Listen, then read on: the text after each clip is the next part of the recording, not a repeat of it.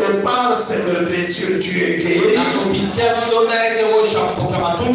donc plus besoin que tu souffres encore cette maladie-là parce que la guérison a déjà été acquise. Et Jésus a souffert pour toi.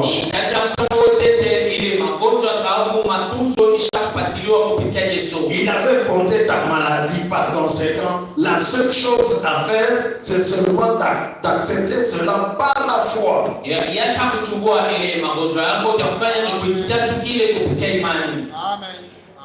Amen. Alors, quand on le prenait et qu'on l'amenait, le pardon, donc, il est acquis.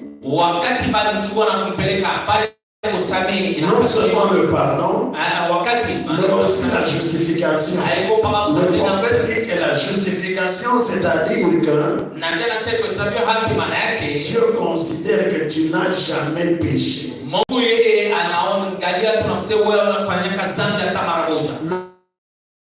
Le pardon, tu as péché, mais on ne te condamne pas, on te poursuit. Tu es pardonné. Mais la justification et le pardon, nous l'avons acquis à la croix.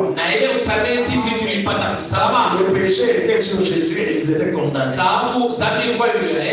Mais quand il est allé en enfer, il s'est débarrassé de tous ses péchés.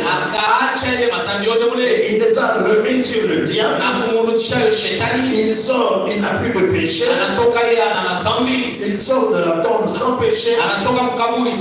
Et Paul dit que ça c'est pour notre justification, c'est-à-dire que comme Dieu ne voit plus de péché sur lui, Dieu considère que nous n'avons jamais péché. Tu n'as jamais péché. Tous les péchés sont retournés sur le diable. C'est lui qui a péché et c'est lui qui sera condamné au jour du jugement pour les péchés que toi tu as. Quelle chose merveilleuse que le Seigneur nous a donné. Alors l'apôtre disait que le prophète plutôt que après le pardon, quand nous allons en remontant,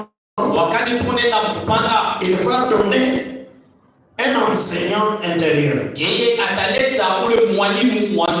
Quelqu'un enseignera plus son frère parce que tous seront enseignés de Dieu. Et frère madame dit que cet enseignant-là, c'est le Saint-Esprit que les gens devaient recevoir. Et le Saint-Esprit serait un enseignant à l'intérieur. Je lis dans l'exposé à la page 137. Je lis le paragraphe au milieu de la page. Frère madame dit, or, quand Dieu se tait, nous faisons mieux de... Quand Dieu se tait, nous faisons mieux de nous taire. Mais là où il a parlé, nous faisons mieux de parler. Nous aussi. Et de dire ce qu'il a déjà dit. Il nous a dit que le signe, c'est-à-dire ce qui se produirait après avoir été baptisé du Saint-Esprit, c'est que l'enseignant viendrait nous enseigner toute la vérité. Mais cet enseignant est un enseignant intérieur. Dans le livre ici, mon interprète peut le voir. Intérieur, c'est écrit en majuscule. Donc, le prophète veut insister là-dessus. Mais cet enseignant est un enseignant intérieur.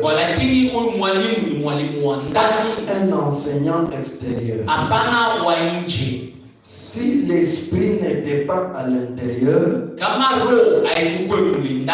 vous n'entendriez pas la vérité et vous ne la recevriez pas par révélation. Même si vous l'entendez